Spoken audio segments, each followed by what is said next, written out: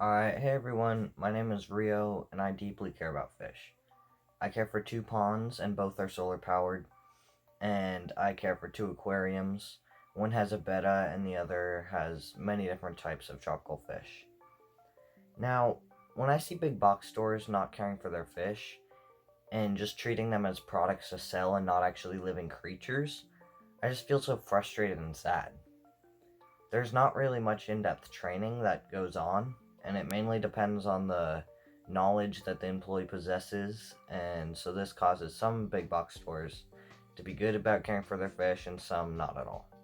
This makes me wonder what sort of advice these big box store employees are giving to the thousands of new aquarists that come into their stores all across the country. To figure this out, my plan is to go into a few of my local Petcos and PetSmarts and ask them questions about fish keeping. Now, before I start, I have to acknowledge that some of the employees that I interviewed were not the designated fish specialists, but they were the ones that were given to me and were giving me advice about fish, and so they're the ones advising customers. Okay, let's get into it.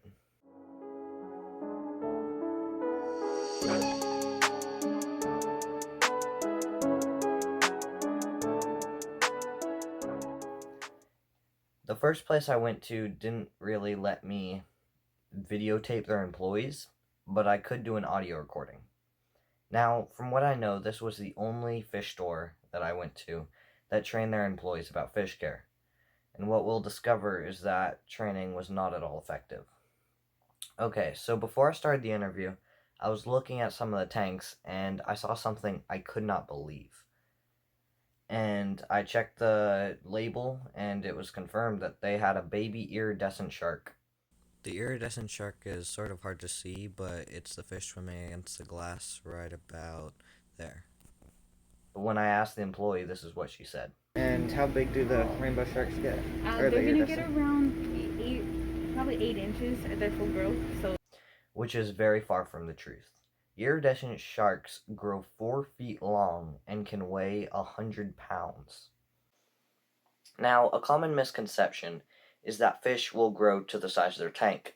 I mean, I believed that when I got into fish keeping. But what is really happening is the fish are being stunted. Now, let me put it this way. When a fish goes to the bathroom, its waste creates ammonia in the water. But then the ammonia is converted to nitrite by bacteria in the filter, and then converted into nitrate by bacteria in the filter. However, when you overload your tank with too many fish, or fish that are simply too big, the bacteria cannot process that much waste, and so ammonia and nitrite build up. These chemicals are extremely toxic to fish, and will kill them. And while it is not killing them, it is chemically burning their eyes, gills, skin, and basically everything that's exposed to water. It also stunts their growth and their lifespan. It isn't scientifically proven that this happens, but some people swear that their organs keep growing while their body doesn't, and so they slowly die of their organs being crushed inside their ribcage. This stunting gives the impression that fish are simply growing to their environment when really they're suffering. So, back to the interview. Then I asked her about bettas, and she said they do not need to have a filter because they don't like flow. However, as I said, there will not be adequate bacteria to break down that betta's waste, and so they need a filter. So filters such as sponge filters can be best. She also recommended that a beginner get a tank 1 gallon or more and add a betta without a filter. Now, small tanks that are under 10 gallons are extremely hard to care for, and only experts should keep them. Now, this may sound confusing, but the truth is that these tanks have such little water volume that the pH, temperature, amount of ammonia, and nitrite can just change really fast, and so it can be safe for fish 1 minute, and then an hour or two later it could be a death trap. Now, the next place I went to was truly horrifying. The man I interviewed said they received no training. It is only old employees passing on what they know. Yeah, So so essentially we'll show people. the other employees teach you, the new person that comes to work, about it? Correct. Alright. However, the main thing that horrified me is when I heard him say they only feed their fish once a week. So they get fed every week. Just because they stay here and we have such a big system, you don't need to worry too much about it. You just medicate. How sick do you have to be to starve animals just to make a little more profit? As a result, there were fish eating their same species that were dead and rotting to try to keep from starving.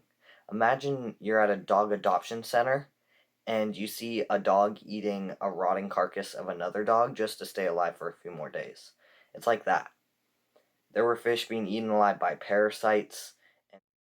There was even cyanobacteria, also known as blue-green algae, which if consumed by a human can be fatal. This could have been a regular mutation, or it could have been a result of inbreeding or injury that was never treated, but this fish does not have an eye. And it was just terrible. Many people believe that fish just die fast, and those fish must have just been old. However, the truth is, most fish can live more than 5 years. For example, the oldest goldfish is 43. It is usually disease, misinformation, neglect, and the wrong tank setup that kills them first. The next place I went to was the usual story. There was an untrained employee that gives the incorrect advice. Like a beta, honestly, just because it can be in a smaller tank, like 2.5 is like minimum size. So the feeding schedule is only like you only feed them like 2 to 3 pellets, so the food pretty much lasts majority of their life. But Now, you see, most fish foods lose their nutritional value after 6 months, and bettas live for 5 years. So, if you take our advice, the fish won't be malnutritioned for most of its life and will die sooner. I had to cut a lot of the misinformed things the employee said just to make the video from being really long. But I want to clarify that I'm not accusing the employees for not taking care of their fish well. I'm accusing the corporations for not training their employees well enough. So please do not buy from Petco and PetSmart until they take great care of their fish or stop selling fish in general. If that is not a financial option, there are commonly fish tanks being given away quite cheaply on things like OfferUp and Craigslist. Thank you so much for taking time to learn about how big box stores are treating their fish.